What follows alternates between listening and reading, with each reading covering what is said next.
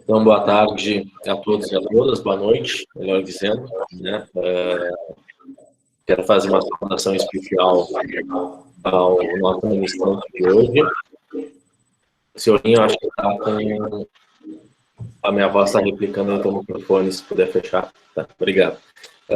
Saudação especial ao querido amigo Guilherme Senhorinho, né? É o nosso ministrante do bate-papo criminal de hoje, que será sobre teoria da cegueira deliberada, objeto da sua tese de doutoramento. Seu link é doutor e mestre em Ciências Criminais pela PUC, né? É um grande pesquisador, um dos principais pesquisadores sobre a temática no Brasil e fora do Brasil, tá? Então vocês estão tendo a oportunidade aí de trocar uma ideia com alguém que é um pesquisador de ponta, de altíssima qualidade, e tem muita seriedade em tudo que ele coloca o dedo. Tá? Então, Senhorinho, é uma honra para nós, né, termos aqui a tua presença de novo, né, não é o primeiro projeto, com certeza não será o último, né, em breve o Senhorinho retornará, né, nem que eu puxe ele pelas orelhas para cá de novo, o Senhorinho retorna. Tá? Quero agradecer a presença de algumas pessoas, de alguns rostos já conhecidos, sobretudo todos que estão nos assistindo. Salvo engano, tem aí a Luana, a professora Maria Eduarda, né, o Jorge, aí, meu monitor, que está sempre me salvando. Né? Agradecimento especial ao Robson, meu querido colega, e ao Pedro, né, que também estão coordenando essa atividade.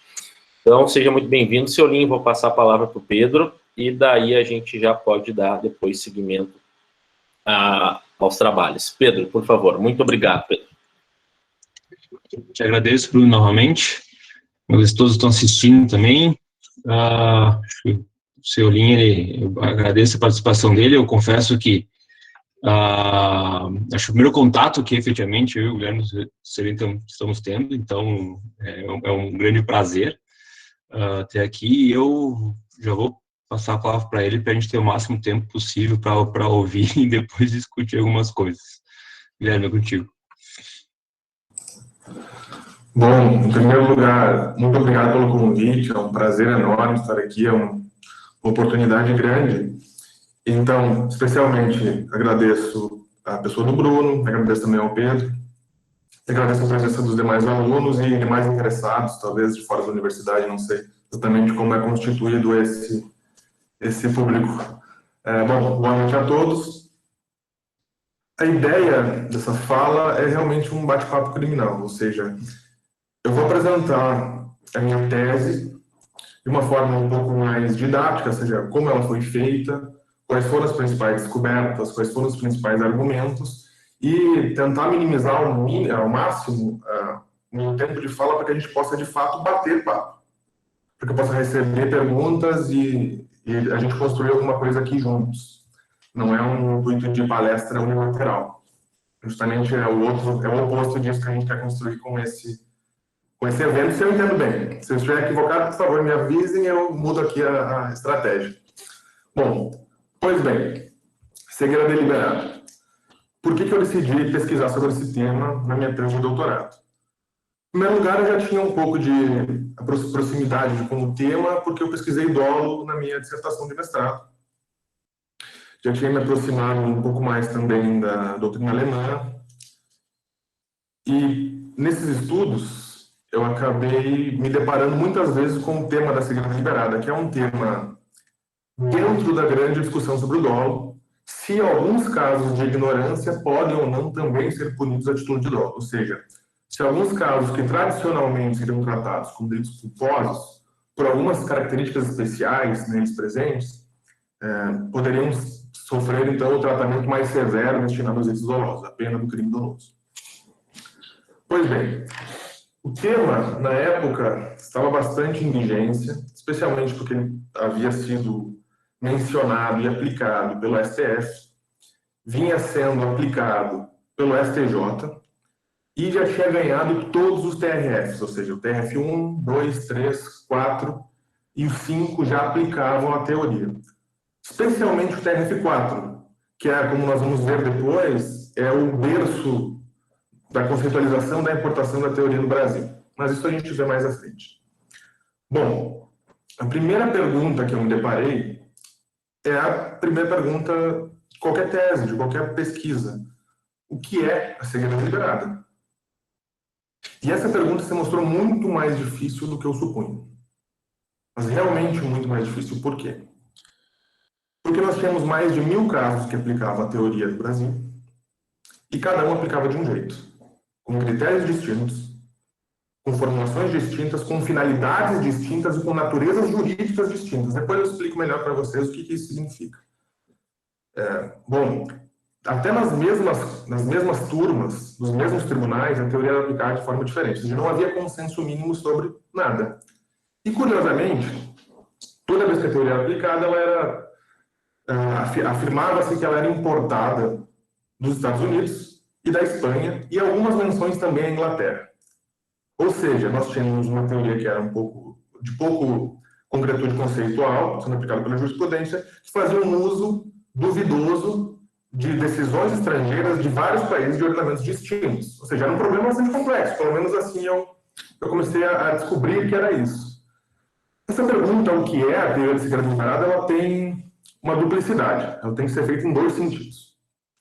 A primeira questão é uma investigação conceitual. Quais são os casos ou grupos de casos que podem ser chamados de cegueira deliberada? Ou seja, quais são os fatos que são atribuídos como cegueira deliberada? E a segunda investigação sobre o que é a cegueira deliberada é quais são as razões jurídicas que fundamentam essa exceção da aplicação do dolo nesses casos. Então, nós vamos investigar duas coisas. O que é, quais são os fatos, e quais são as razões jurídicas. Por que isso é entendido dessa forma? Quais são os fundamentos normativos? Quais são os argumentos que os juízes utilizam para afirmar essa teoria? Bom, a primeira parte da minha tese, então, ela é analisar a jurisprudência brasileira. Eu fiz um recorte dos tribunais superiores e tribunais regionais federais. Eu analisei todas as decisões do STF, todas as decisões do STJ, colegiadas, claro, as monocráticas eu não analisei, foi um recorte intencional, e todas as decisões do TRF 1, 2, 3 e 5. No TRF 4 foi impossível analisar todas as decisões, porque na época, até 2019, haviam 822 decisões. Então eu analisei em torno de 220 e poucas, em torno de 25% dessa amostragem, que eu entendi que foi metodologicamente suficiente para demonstrar que uma teoria era aplicada. Bom, primeiro ponto, que eu já adiantei para vocês, a teoria não tem uniformidade conceitual. Ora, ela é aplicada exigindo conhecimento de elevada probabilidade do agente, que ele atue de forma indiferente a esse conhecimento, tendo a possibilidade de investigar a totalidade dos fatos. Essa é uma forma de aplicação. Outra forma de aplicação é como uma teoria probatória. Eu dizia assim, bom, a cegueira deliberada, na verdade, ela serve para rechaçar alegações defensivas de erro de tipo. Quando a gente fala, eu não sabia o que eu estava fazendo, eu não sabia que no caminhão haviam drogas ou medicamentos ou armas, mas mesmo assim os transportei pela fronteira.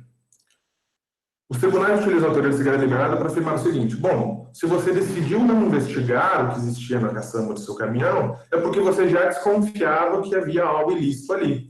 Então você já tinha conhecimento suficiente, uma suspeita fundada, para ser punido por dolo eventual. Isso é uma teoria probatória, é uma inferência. É diferente da primeira argumentação. A primeira argumentação é o agente tem conhecimento de elevar a probabilidade. Então, é elevar a probabilidade que ele sabe que existe ali o produto X, armas, drogas, brinquedos. A indiferente. Essa indiferença, ela não tem muito fundamento no jurídico brasileiro, porque, majoritariamente, nós entendemos que dolo eventual é suspeita fundada somada a consentimento, ou anuência. Bom, para essas decisões, o conceito de dolo já é diferente. Ela é suspeita, não necessariamente fundada, somada à indiferença. A teoria da indiferença, ela é uma teoria criada na Alemanha nos anos 30 por English. E ela nunca foi adotada em nenhum ordenamento jurídico, salvo o suíço, nos anos 40. Ou seja, nós adotamos aqui uma teoria um pouco, bastante criticada. Os dois problemas da teoria da indiferença são os clássicos, que no caso de culpa consciente também existe diferença, e que nem todos os casos tradicionais de dolo há uma indiferença do agente. Muitas vezes ele se preocupa de fato e sofre com o resultado. Bom, são duas principais críticas à teoria de diferença. Ok. No segundo momento, nós temos, então, uma terceira argumentação, geralmente no TRF3, da região de São Paulo, que casos de desconhecimento, quando motivados por uma vontade de eximir-se de possível responsabilidade penal, deveriam ser punidos a título de dolo. Então, vocês vejam, aqui há um desconhecimento somado a uma motivação de eximir-se de responsabilidade penal. É algo completamente diferente. Nós temos conhecimento elevado à probabilidade mais indiferença. 2, teoria probatória. Quando você decide não saber é porque você já sabe. Essa é a argumentação no modo grosso. 3, quando você não sabe porque você quer se eximir de possível responsabilidade penal, independente do que seja, também seria segredo deliberado. Já é uma outra variação. 4, é um caso bem paradigmático aqui do TRF4. Indiferença grosseira, que gera desconhecimento, ou seja, se eu não quero saber porque me é absolutamente indiferente, é tão reprovável quanto casos tradicionais de dolo, então deve ter a mesma pena. Ou seja, esse é um caso de desconhecimento decorrente de indiferença. Não tem aqui motivação, não tem aqui conhecimento elevado à probabilidade, e não tem indiferença como elemento volitivo. Tem indiferença como causa da ausência do elemento cognitivo. Eu não sei porque sou indiferente. Não é que eu sou indiferente, que eu sei e sou indiferente ao resultado. Eu realmente não chego a representar porque sou indiferente. Tem uma inversão daqui indiferença como causa da ausência do elemento cognitivo. Mais uma variante da teoria aplicada aqui no Brasil. E, por último, existem algumas variações dentro desses grupos, como o desconhecimento deve ser motivado por uma intenção de eximir-se de responsabilidade penal, porém deve-se exigir ainda a criação de barreiras objetivas para a obtenção desse conhecimento. É mais um elemento que em alguns tribunais existe, em outros não existe. Pois bem, eu gostaria de mostrar para vocês aqui uma tabelinha que eu fiz com essas decisões, que eu esquematizei e tentei formar analiticamente quais eram os casos, quais eram os argumentos. Posso compartilhar a tela aqui contigo, Bruno? Vocês estão entendendo ou tem alguma pergunta? Podem fazer pergunta durante a apresentação também, porque aí é melhor que a gente não perde nada. Bom, o que eu vou apresentar aqui para vocês, pessoal, é um artigo meu que sairá na revista de Estudos Criminais, ou seja, em primeira mão, então não compartilhem porque ainda é no prelo. Amanhã, eu acho que é o lançamento da revista, ou na segunda, ou seja, vocês estão vendo antes do público geral. Deixa eu girar aqui. Vocês estão vendo? Sim. Estamos. Mas parece estar invertido. Exato. Pronto.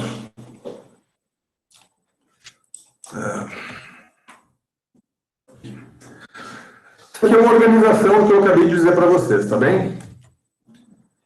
Eu criei dois grupos de casos, grupos gerais. No primeiro grupo nós temos as decisões em que a teoria foi aplicada em sentido probatório. Basicamente, elas se fundavam em dois elementos. Ela dizia o seguinte: o agente, nesses casos, tem conhecimento do que faz e é indiferente ao resultado. Logo, ele responde por dolo eventual, adotando a teoria da indiferença, o que já é criticável por si só. Os elementos que eles consideravam para isso eram obviedade dos fatos, ou seja, os fatos eram óbvios demais para que um sujeito razoável não conhecesse. Então, logo, a inferência que se faz é que ele conhecia. E segundo, que ele tomou uma decisão de não investigar a fundo o que fazia. Logo, ele temia saber, ou ele já sabia o suficiente e preferia não saber mais do que já sabia.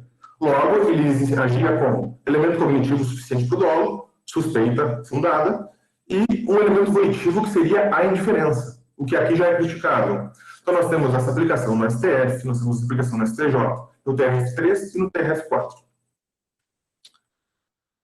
No segundo grupo de casos, nós temos a tese como uma tese de direito penal material. Aqui nós não estamos debatendo sobre fatos, nós estamos debatendo sobre conceitos.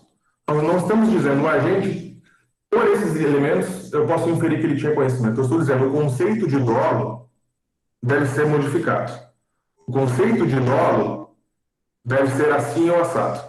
Aqui vocês vão ver que, a primeira caso, eles vão dizer o seguinte: o conceito de dolo é o dolo como indiferença. Existe ciência da elevada probabilidade e o elemento volitivo indiferença. Logo, você modifica o conceito de dolo. Não é mais o conceito como consentimento, nem anuência, mas é a teoria da indiferença que é adotada. Você modifica o conceito de dolo. No STF e no TRF4 em diversas situações. E aqui, pessoal, no subgrupo 2, 3 e 4, nós começamos a ter um pouquinho mais de dificuldade, porque aqui nós saímos do tradicional. Se nós olharmos o subgrupo das teses probatórias e o subgrupo 1 das teses de direito penal material, nós veremos que eles não modificam muito o dolo. Para todos eles, existe o elemento cognitivo. O agente sabe o que faz.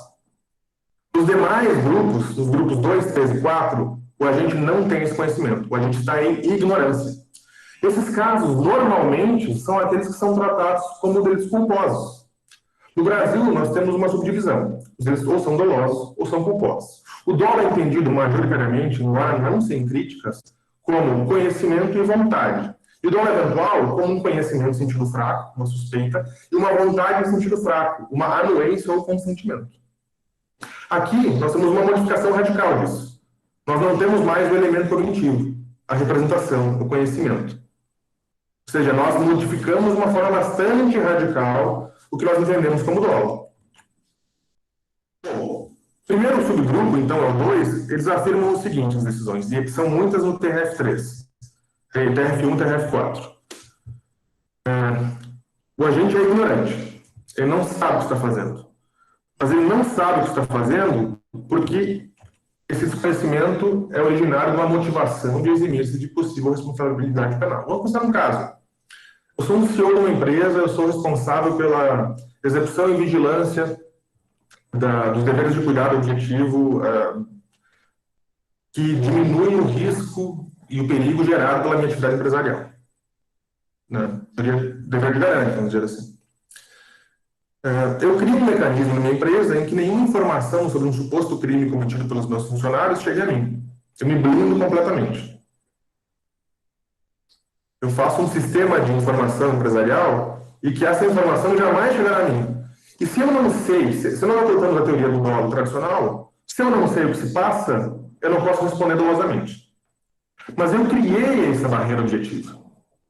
Eu criei uma estrutura empresarial em que o conhecimento jamais chegará a mim, para eximir-me de possível responsabilidade penal. Eu não sei exatamente qual é o crime. Pode ser uma lavagem de dinheiro, pode ser, dependendo do ramo, tráfico de pessoas, eu tenho uma empresa de transporte, tráfico de drogas, pode ser qualquer coisa. O que essa teoria sustenta é, quando eu faço isso, essa variante dessa teoria sustenta, quando eu faço isso, eu quero eximir-me de responsabilidade penal. E eu crio, objetivamente, uma barreira que impeça que eu tome conhecimento das atividades, não cumprindo assim os meus deveres de vigilância e de supervisão, eu seria responsabilizado por dolo. Título de dolo, por omissão. A segunda variante é simplesmente subjetiva. Eu não preciso criar uma barreira objetiva que impeça esse conhecimento. Basta que eu simplesmente esteja motivado a eximir-me. Seja um pouco mais fraca. Não tem o requisito da objetividade, de criar efetivamente essas barreiras. Esse tipo de ele foi aplicado no TRF1 e no TRF4 em diversas situações. Por fim, nós temos também o subgrupo 3, que existiria uma espécie de violação objetiva de dever, de investigar. Um exemplo clássico seria contrabando ou descaminho em situações de fronteira por motoristas ou proprietários dos ônibus de transporte de passageiros. Em várias decisões, o TRF4 entendeu que o motorista e o proprietário, embora não estivesse no local, têm o dever de investigar o que está sendo transportado pelos passageiros entre os ônibus. E por não cumprirem esse dever, não podem alegar desconhecimento. Ou seja, você não sabe, mas você não sabe porque você não cumpriu o seu dever de investigar. Logo, você deve ser punido a título de dolo. Essa é uma variante. E a última é a negligência grosseira. Digamos que eu seja contratado para transportar um caminhão na fronteira, um exemplo clássico. E pode existir lá dentro armas, drogas, pessoas, quadros, obras de arte que serão utilizadas para ocultação e simulação de valores oriundos de atividade ilícita, lavagem de dinheiro. Pense em um crime qualquer, uma bomba nuclear que você está transportando, terrorismo internacional. Imagine um crime que pode ser transportado de uma fronteira para outra. Pense nesse crime e, se o agente for absolutamente indiferente, Não importa o que seja, ele nem chega a representar. Eu não sei, não quero saber e nem penso. Digamos que ele tenha representado, olha, até pode ser droga, até pode ser arma, mas não representou que era medicamento. Não chegou a pensar que era medicamento. Não passou pela cabeça dele que era medicamento, por negligência grosseira, por uma indiferença absoluta. O que se afirma aqui é o argumento. A pena do delito doloso ela é mais grave que o delito culposo, porque no delito doloso o agente demonstra um desprezo maior ao seu concidadão ou ao Estado. Uma desobediência. Nesse caso, o sujeito, mesmo com esse desconhecimento, demonstrou esse mesmo grau de desprezo. Esse mesmo grau de despreocupação, de indiferença. Logo, ele deve merecer a mesma pena. Uma interpretação que a gente chama de interpretação teleológica. A gente aplica de acordo com a finalidade da norma. Pois bem, essas são as variações do Brasil.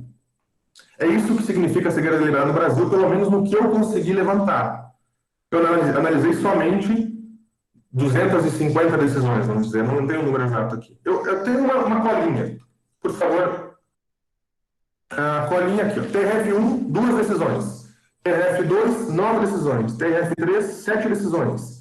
TRF5, 2 decisões. TRF4, 822 decisões. E temos 3 menções do STF e acho que 5 menções do STJ. Eu já disse também que eu não analisei todas do TRF4, são mais. Isso até 2019. Se nós fizermos uma busca rápida no TRF4 hoje, nós encontraremos mais de 1.200 facilmente, ou 1.100 e alguma coisa. Pois bem, agora nós temos elementos suficientes para dizer o que é a cegueira deliberada. E nós sabemos mais ou menos quais são os argumentos que estão por trás da sua aplicação. A cegueira deliberada é tudo isso. E os argumentos que sustentam sua aplicação são todos esses. A motivação torna o desconhecimento mais grave, merece a pena. A indiferença torna o desconhecimento mais grave, merece a pena. A violação do dever impede que o agente alegue a sua ignorância como escusa. Esses são os argumentos jurídicos por trás da justificação da aplicação da pena dolosa a esses casos. Pois bem, temos em mãos o que é cegueira deliberada, quais são as razões normativas que a sustentam.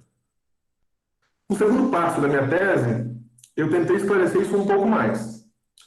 Já que as decisões brasileiras elas citavam muitos casos estrangeiros, eu fui analisar o direito estrangeiro.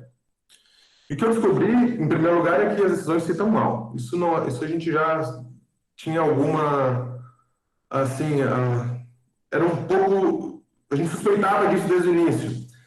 Nós pegamos decisões que citam as decisões estrangeiras não dizem aquilo que as decisões brasileiras dizem que dizem, e elas são bastante diversas entre si. Nós pegamos algumas decisões brasileiras que citam 4, 5 ou 6 decisões estrangeiras, e elas em si mesmas não são iguais. Trazem argumentos distintos tanto quanto nós, especialmente nos Estados Unidos. Nos Estados Unidos, nós temos uma formação federativa em que os estados legislam, têm autonomia para legislar, diferente da gente, e tem autonomia também para ter sua jurisprudência própria com base na sua própria legislação estatal.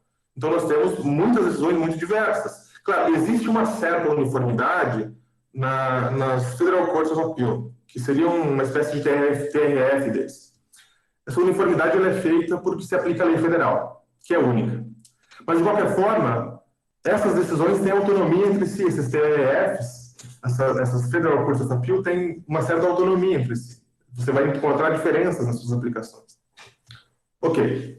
Primeiro ponto. Segundo, as decisões são citadas também na Espanha.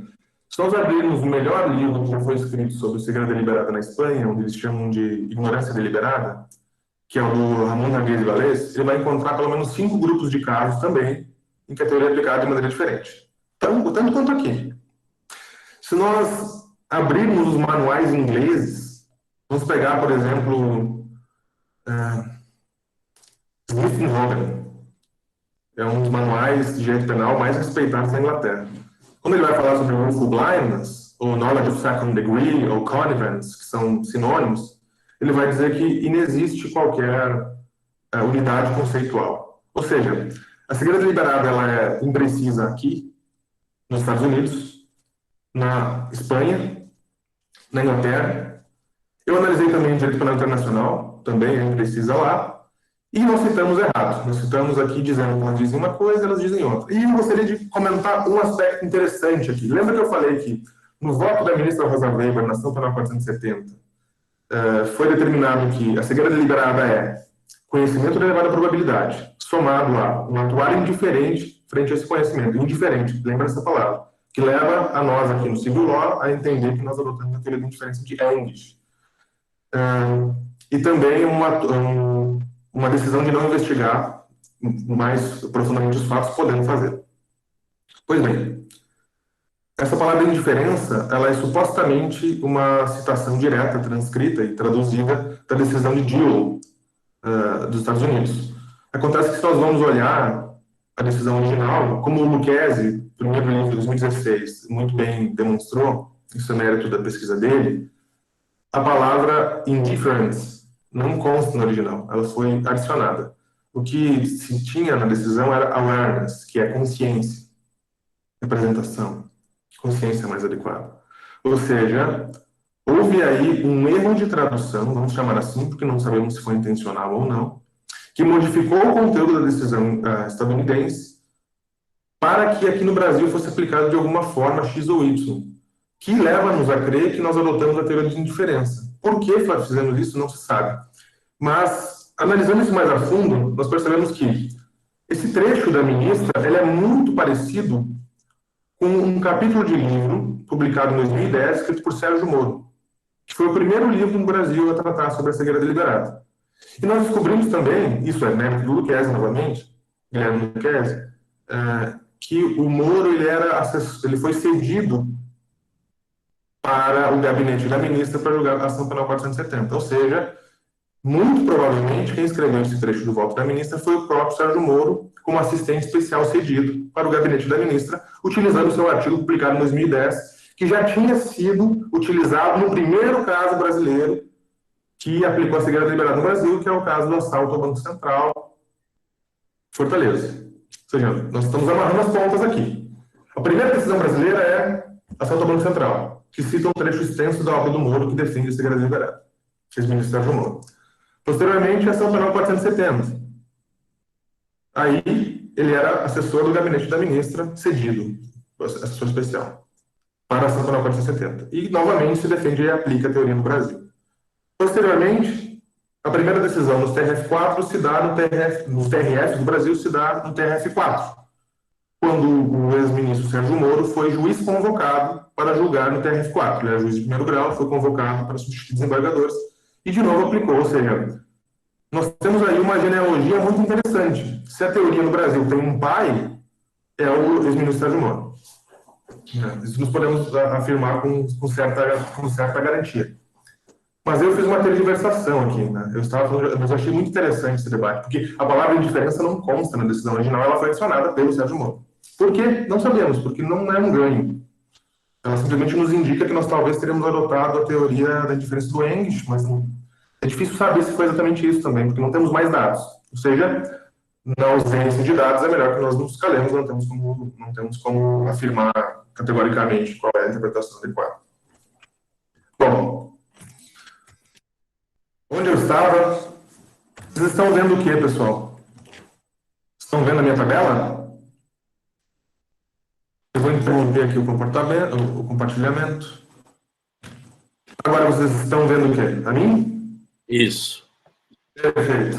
Eu tenho dificuldade com essas coisas. Se eu fizer alguma coisa errada, vocês me avisem, por favor. Bom, já falei uns 30 minutos, mas, pois bem, eu não vou avançar muito. Não vou entrar nos argumentos, assim. Não vou avançar tanto agora na argumentação material, porque isso demandaria um pouco mais de trabalho e mais tempo, mas eu talvez faça isso nas conversas. Mas eu gostaria de demonstrar só quais são as perguntas que essas aplicações demandam da gente. O que a teoria da cegueira deliberada assim aplicada demanda da gente, pesquisadores do direito? Eu tentei responder todas elas na tese. Acredito que respondi satisfatoriamente bem, mas cabe à comunidade acadêmica julgar. Ainda há tempo para que leiam, critiquem, concordem, enfim. Eu vou novamente compartilhar aqui. Opa.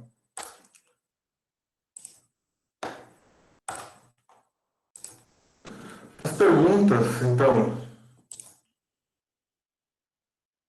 que são levantadas por essa aplicação duvidosa do direito comparado e da teoria de ser liderada de forma múltipla e vaga, são: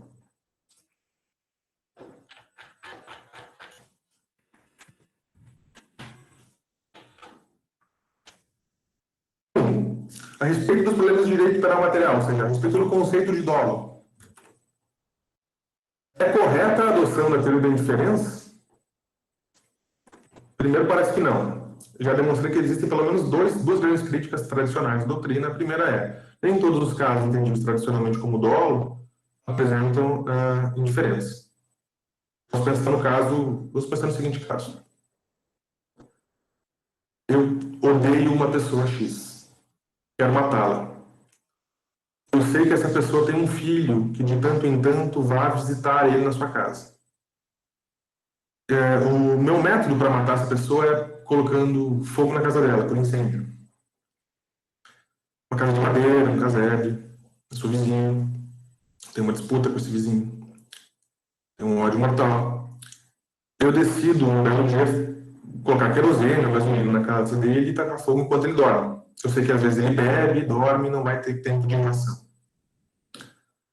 Acontece que eu sei que o filho dele muitas vezes o visita, mas eu não sei quando e não sei se ele está lá. Eu não quero que a criança faleça.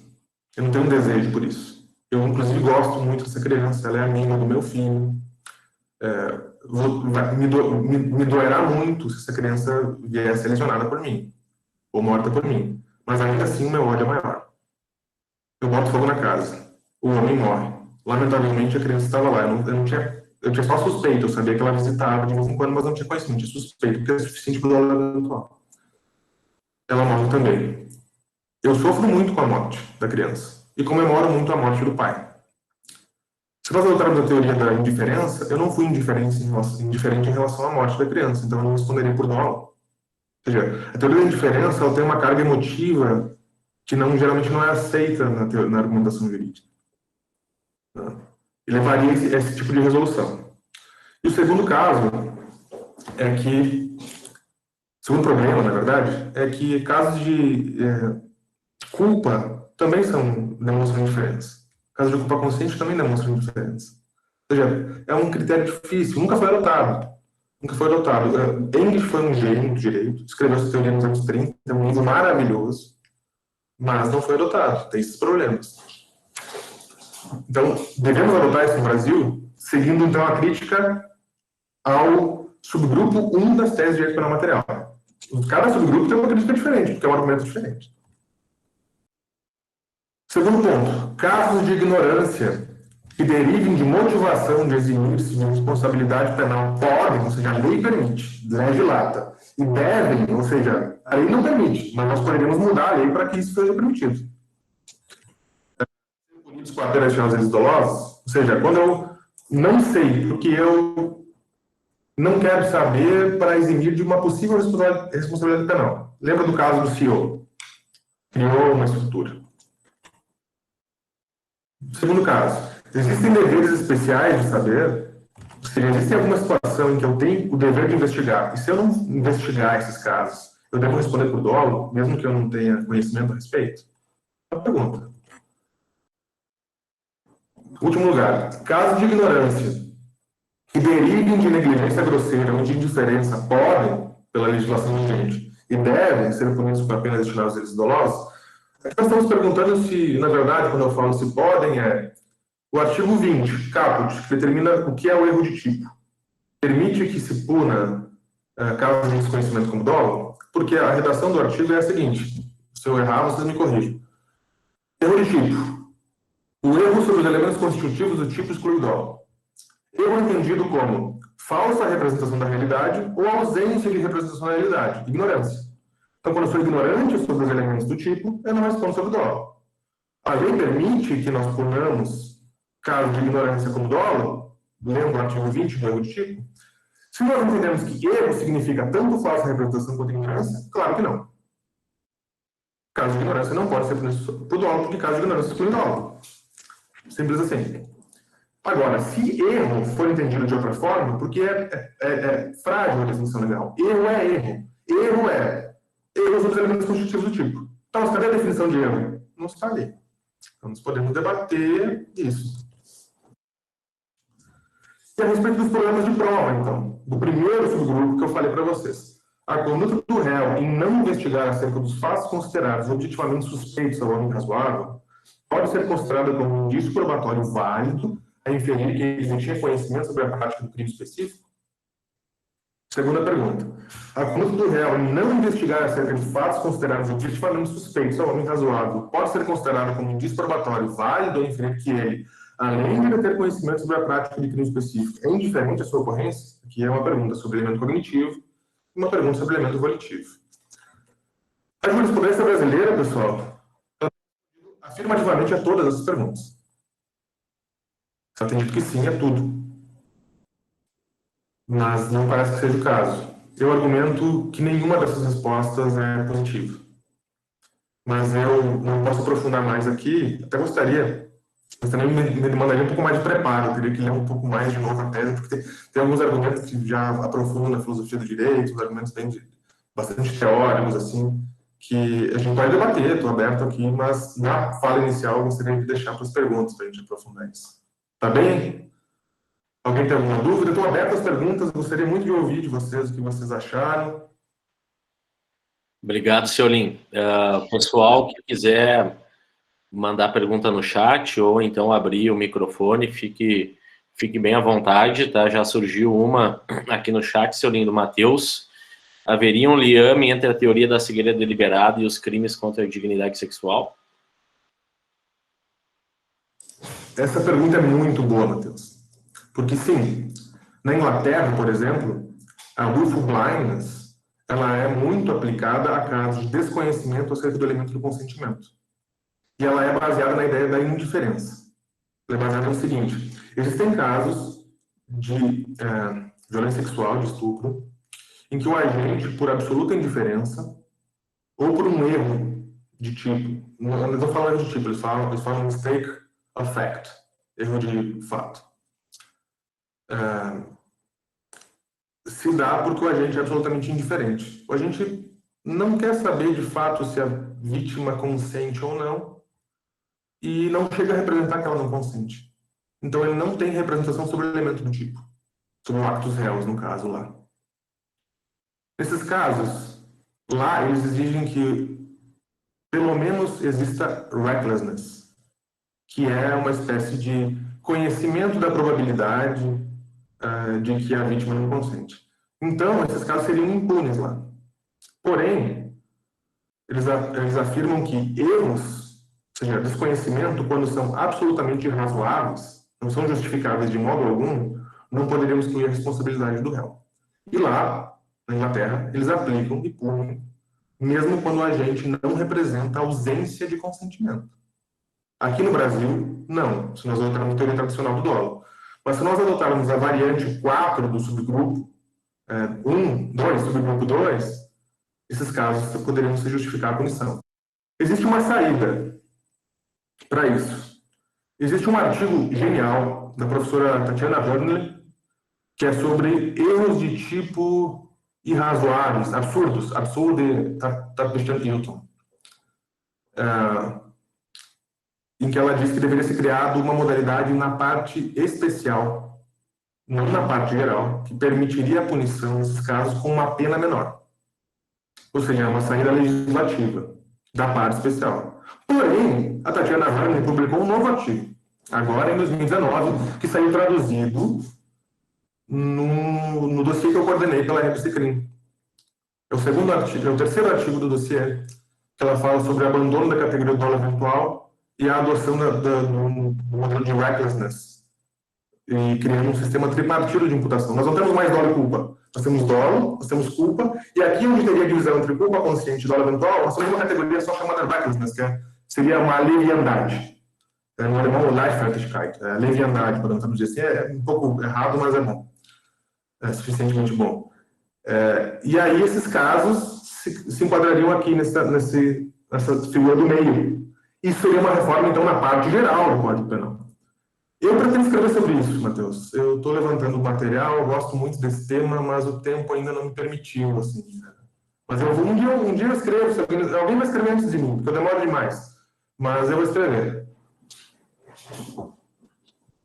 Não sei se foi satisfatório. Não sei. Ok. É justamente isso que eu ia te perguntar, Seolin, se tu achava que seria necessário alguma medida legislativa para positivar a teoria e de que forma, né? Ou se a gente poderia trabalhar com ela, tipo a insignificância que não tem, né? Positivação legal, e quais os problemas, quais as eventuais qualidades que poderia ter em não positivar, né, e quais que poderia ter em positivar, enfim, eu acho que tu já falou um pouquinho sobre isso. Se tu puder comentar um pouco sobre, porque tem uma orientanda minha que está aqui, que está fazendo sobre cegueira e lavagem de dinheiro, né, se tu puder falar um pouquinho sobre essa intersecção entre a teoria da cegueira deliberada e lavagem de dinheiro, eu te agradeço, aí acho que a Júlia também vai te agradecer bastante. Bom, vamos lá. A cegueira deliberada nasceu no Brasil para casos de lavagem de dinheiro. Posteriormente, ela foi aplicada em outra gama de casos e saiu do âmbito da parte especial e tomou a parte geral. Mas ela nasceu num debate de parte especial. O debate da Lei 9.613, lavagem de dinheiro, artigo 1º, caput. Ali que ela nasceu. Especialmente a respeito do último elemento dessa lei, do caput, que é a infração antecedente. Porque a lavagem de dinheiro é o que a gente chama de crime parasitário ou crime acessório. Ela depende de um crime anterior para existir. É que nem a receptação, é que nem favorecimento real. A lavagem de dinheiro só é lavagem de dinheiro se ela é a lavagem de dinheiro de uma infração antecedente, que pode ser um crime ou uma contravenção penal. Tá bem? Então o dinheiro tem que ser sujo, ele tem um vínculo com uma atividade criminosa.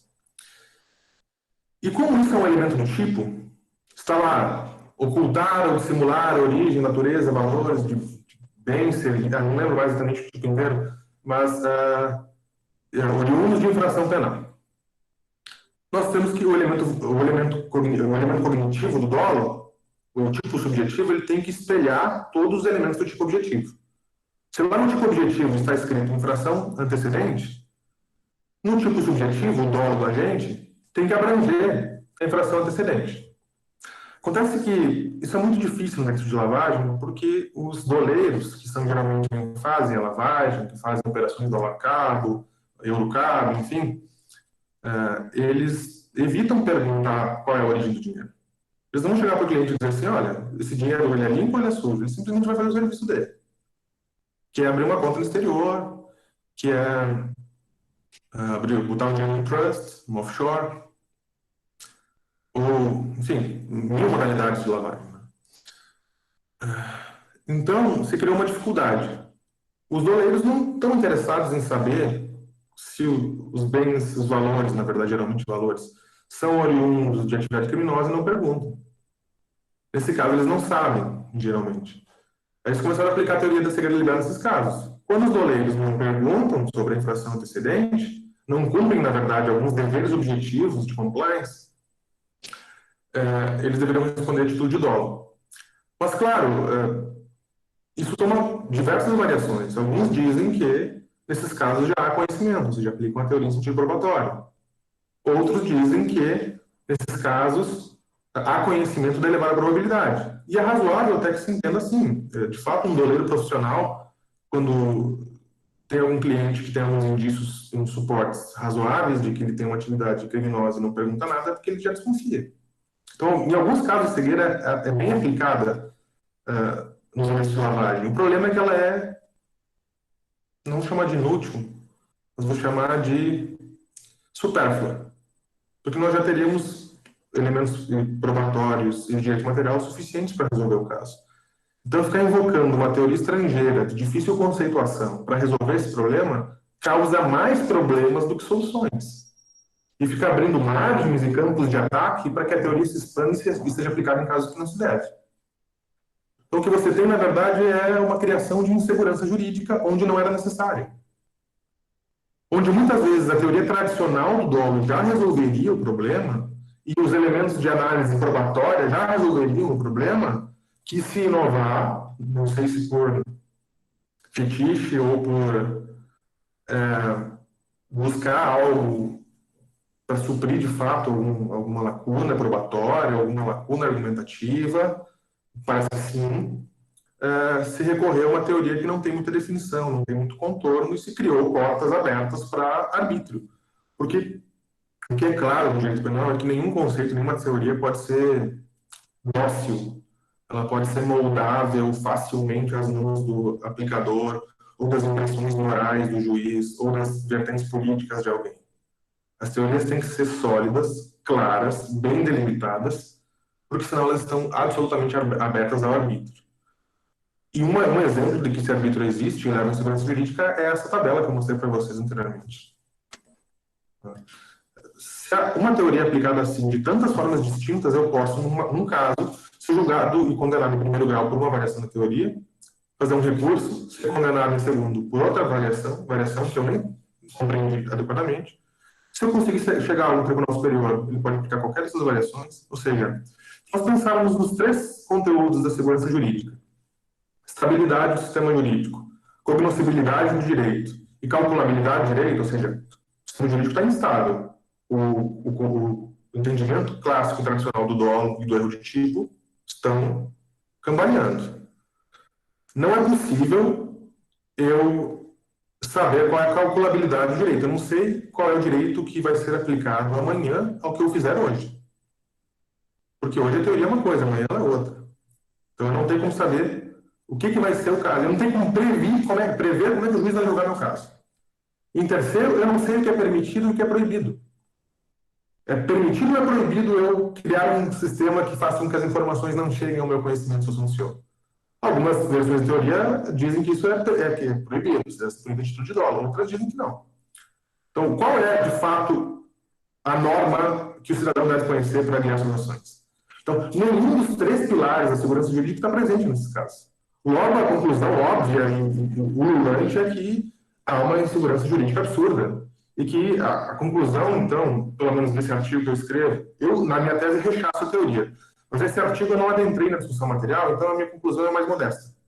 Com os dados que eu tenho, eu digo que existe insegurança jurídica, então nós temos 2 situações: parar de aplicar a teoria ou suspendê-la até que ela seja segura. Na minha tese, eu rechaço os argumentos que a fundamentam. Mas esse artigo eu sou um pouco mais contido, porque eu não entrei na argumentação, então eu não poderia chegar a essa conclusão. Obrigado, senhor Lin. Temos mais questões. Eu vou começar pela segunda, porque diz mais ou menos respeito sobre isso que você falou. Da Vitória, em que pese a complexidade da temática e a diversidade da aplicação de jurisprudência no país, quais os requisitos o professor entende para a aplicação da teoria? Pensando em longo prazo, o professor acredita na possibilidade de uniformização da teoria ou prefere o abandono no Brasil? Eu acho que ela não deve ser aplicada porque ela é, nos casos em que ela é legítima, ela é supérflua e abre portas para a insegurança jurídica. E a longo prazo, eu acho que ela deve ser abandonada por causa que ela causa insegurança jurídica, novamente. E, mais ainda, deve ser abandonada porque os fundamentos que a sustentam, nos casos ilegítimos, devem ser abandonados de pronto.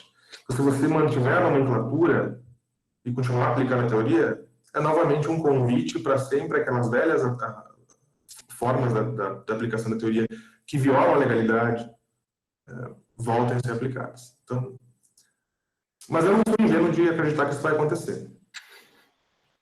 Não, isso que eu gostaria que acontecesse. Mas o que vai acontecer é que ela vai se solidificar de alguma forma.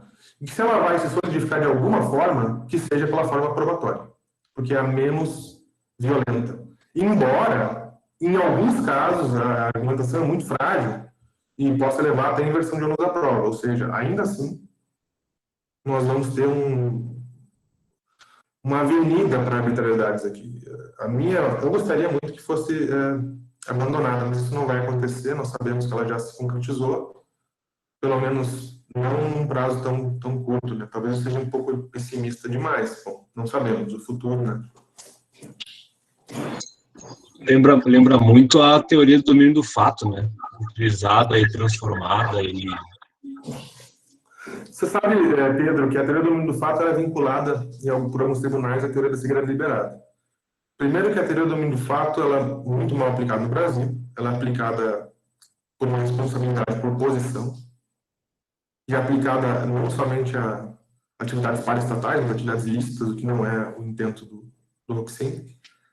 Ou seja, para a teoria, como ela é aplicada no Brasil, basta que alguém se situa em posição de comando para ser responsabilizado, o que é absurdo, mas ok.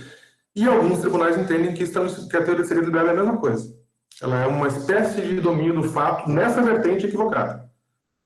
É um show de horrores, né?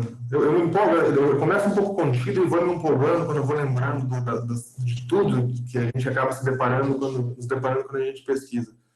Mas, assim, temos que fazer nosso trabalho, né? Analisar de perto, criticar, publicar, debater o tema, porque existem boas razões, na verdade, para algumas variações da teoria. Não como ela é aplicada nos tribunais, mas existem teóricos bons que entendem que a teoria deve ser aplicada em algumas das suas variações que punem caso de ignorância como dolo.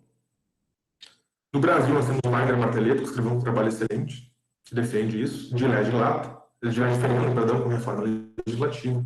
Na Alemanha, nós temos Pareto, nós temos Jacobs, que não são pessoas ruins, são pesquisadores excelentes, a argumentação é sólida. Nós temos defesas no Chile, na Argentina, na Itália, nos Estados Unidos, na Inglaterra, ou seja, não é algo absurdo. Isso já foi aplicado na nossa tradição civil durante a Idade Média e início da Idade Moderna, ou seja, não é algo estranho na nossa tradição. Erros infectatus, ignorância crassa supina, era uma teoria aproximável. O direito canônico, até hoje, prescreve esse tipo de punição por causa de ignorância, como se fossem intencionais. Mas, da forma como tem sido aplicado, eu rejeito. Inclusive, esses argumentos, essas teorias do Jacobs, do Pavlik, do Martelletto, eu ponho o contrário, argumento contrariamente a elas, mas a gente não pode afirmar simplesmente que são algo a ser jogado na naturalmente da história, não. São extremamente respeitáveis. E o caso da dignidade sexual, levantado pelo aluno, o colega, não sei, demonstra que existem alguns casos que nós temos alguma intuição que o desconhecimento não exonera a responsabilidade. Guilherme, eu queria aproveitar aqui a oportunidade da tua presença, agradecer você imensamente aí pela generosidade de estar conosco no nosso projeto de extensão. Eu queria aproveitar esse teu estudo e justamente essa tua leitura mais afinada sobre o tema, para saber de ti qual a relação que você verifica entre a teoria da cegueira deliberada e a posição de garantidor na relação que a gente pode fazer com os crimes homicídios impróprios. Se tu tem alguma observação nessa área. Não, perfeito, Robson. Eu vou tentar expor aqui, mas eu vou precisar explicar um pouquinho a estrutura da responsabilidade omissiva em empresas, a responsabilidade vertical, né? A atribuição de tarefas vertical. Quando você tem uma empresa, ela gera peritos para a sociedade. Pode fazer um produto, pode envenenar alguém, pode, na sua estrutura, cometerem crimes, qualquer ilegalidade. Pois bem, você é responsável por gerenciar esses riscos. Quando você tem uma empresa, você é o responsável por isso. Mas é óbvio que as empresas crescem e uma pessoa só não é capaz de fazer isso. Então, ela delega tarefas, delega funções. Para um gerente, para um diretor, para um conselho. Depende da estrutura da empresa. Se é uma SA, se é uma limitada, se é um MEI. Tudo isso vai depender. Né? Nós vamos pensar aqui numa empresa simples, com algumas estruturações empresariais. Então, o dono da empresa, ele tem dever de garante para aquilo que é somente para aquilo, limitado aos perigos gerados pela sua atividade principal. E secundário também, suas atividades. Se é algo fora dessas atividades, não. Mas o risco criado pela sua atividade, ele tem o dever de zelar por ele. Quando ele transfere essa responsabilidade por uma delegação de tarefas vertical, alguém que vai obedecer a ele não deixa de ser garante. Ele simplesmente é garante agora por outros deveres. Ele tem o dever de vigilância e supervisão. Então, o dever de impedir o resultado passa para aquele que foi delegado. Mas quem delegou ainda é responsável pela vigilância e supervisão e pelo cumprimento, e fazer com que a pessoa que foi delegada cumpra. Agora, se eu violo intencionalmente o meu dever de supervisão, eu paro de olhar para o que essa pessoa está fazendo. Essa pessoa comete um crime. Eu deixo de saber, intencionalmente, violando, de certa forma, o dever de garante. Eu devo responder por dolo? Essa é uma das variáveis a seguir na temporada, a da violação de dever. Ou, pelo menos, a da motivação de eximir-se de responsabilidade penal, criando barreiras objetivas ou até subjetivas. Você pode encaixar em alguma delas, dependendo do caso. Eu entendo que não, porque isso levaria a uma espécie de versário realista. Não existiria uma forma de limitar a responsabilidade das atividades cometidas por aquele que foi delegado. O que acontece? Essa pessoa pode cometer inúmeros crimes que eu não sou capaz de representar. Uma empresa pode cometer diversos tipos de crimes diferentes só no direito ambiental. Não é possível que os diretores representem todos esses tipos de crime. Então, você estaria respondendo a título de dolo sem ter a representação do crime que estaria sendo cometido. Ou seja, seria uma espécie de eu não quero saber, então eu sou responsável por tudo que vier. Qualquer coisa. Isso, para mim, é um retorno de uma teoria que foi abandonada no direito da Idade Média, e por boas razões, que é a teoria da versário irrealista, que era uma variação da responsabilidade objetiva. Para mim, seria um verdadeiro retorno da Idade Média essa explicação. É óbvio que a gente poderia pensar em outros tipos de argumentação. A gente poderia pensar, tá, mas e aqueles delitos tradicionais, clássicos, cometidos naquele âmbito da empresa, será que o agente não representou? Bom, aí nós voltamos ao debate da teoria da seguridade de forma probatória. Nós estamos dizendo, é muito comum esse tipo de delito, então o cara provavelmente representou. Nós não estamos mais modificando o conceito de dolo para punir alguém que não sabe. Nós estamos dizendo, ele sabia. Perfeito? Perfeito. Muito obrigado, Guilherme. Obrigado, Bruno. Valeu, Robson. Eu li, só para fechar, a última pergunta do desconhecido, acho que eu coloquei seu nome, não sei, tá? Ele pergunta se há possibilidade de aplicação da teoria da punição de atos ilícitos por pessoas jurídicas, de fora em branco, onde a alta direção cria e utiliza um programa de compliance de fachada até reduzir da pública. Desculpa, Bruno, eu não consegui entender toda a pergunta, deu um pouco de... O som não ficou muito bom. De repente eu faço a leitura, Bruno. Pode ser? A pergunta é assim, Guilherme, há a possibilidade de aplicação da teoria da cegueira deliberada para a punição dos atos ilícitos cometidos pela pessoa jurídica nos crimes de colarinho branco, onde a alta direção cria e utiliza um programa de compliance de fachada para eximir-se da culpa? Bom, no Brasil, a responsabilidade penal da pessoa jurídica só é possível em crimes ambientais. Nós não temos responsabilidade penal da pessoa jurídica no Brasil. Então, a primeira resposta que eu daria seria não é possível, por esse fundamento. Agora, se nós imaginarmos um caso para tentar encaixar nessa pergunta de uma empresa que está trabalhando na área ambiental comete um crime ambiental dessa forma, criando um compliance de fachada, bom, nós teremos que perguntar novamente se há aí dolo. Se nós entendermos que o dolo envolve conhecimento, nós teremos que perguntar, que não ficou muito claro na pergunta, se houve ou não conhecimento. Se houve, me parece suficiente para a responsabilidade. Se não houve, eu entendo que a interpretação adequada do artigo 20 do Código Penal exclui essa responsabilidade. Se bem que a pergunta sobre dolo e culpa... Não, vamos voltar. A pergunta sobre a dolo e culpa da estrutura empresarial não faz sentido. Nós temos que verificar os agentes específicos no caso. Acho que haveria uma responsabilização, mas sem necessidade alguma de recorrer à teoria de cegueira deliberada. Mas, assim, é uma resposta duvidosa. Estou em dúvidas. Tá? Não sei se entendi bem o caso, mas é bem interessante. Estou pensando em voz alta com você. Perfeito.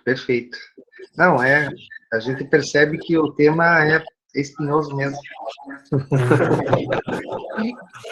Assim, geralmente o pessoal acha que é um pouco mais simples, porque a gente está acostumado a ver ler os artigos como se existisse uma definição clara da teoria, que não há, e que houvesse alguma uniformidade na aplicação, que absolutamente não há. Então, eu tentei demonstrar isso na primeira parte da tese.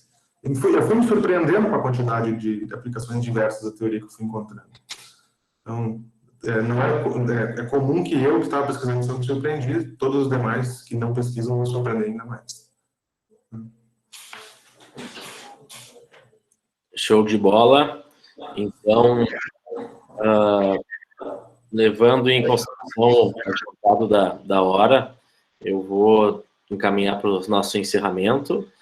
Agradeço novamente muito a presença do meu querido amigo Guilherme Seolim, né, que nos brindou aí com uma grande aula profunda, né, de um conteúdo altamente relevante no debate do direito penal contemporâneo, né, seja aqui no Brasil, seja em outros países. É um tema em voga, né, e ele mostrou aí como que se faz pesquisa de forma séria, né, e é algo raro, infelizmente, na academia, né, mas que a gente precisa cada vez mais fortalecer.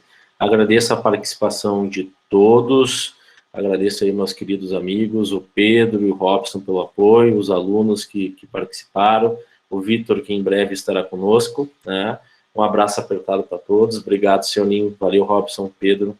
Valeu. Obrigado. Um abraço, Guilherme, parabéns aí. É amigo e corajoso, Bruno, pela temática enfrentada na tese. Parabéns, Seolim. Ok, obrigado, pessoal, pelo convite, foi uma alegria muito grande, e como eu precisar, fico muito feliz. Espero que tenha sido do agrado de todos e, por favor, me contatem, se tiver alguma dúvida, entre em contato comigo. Bota meu e-mail aqui depois, Bruno. Depois te coloca aqui, pessoal. Caso queiram, algum material para estudo, alguma coisa à disposição, porque ciência não se faz sozinho, né? A gente tem que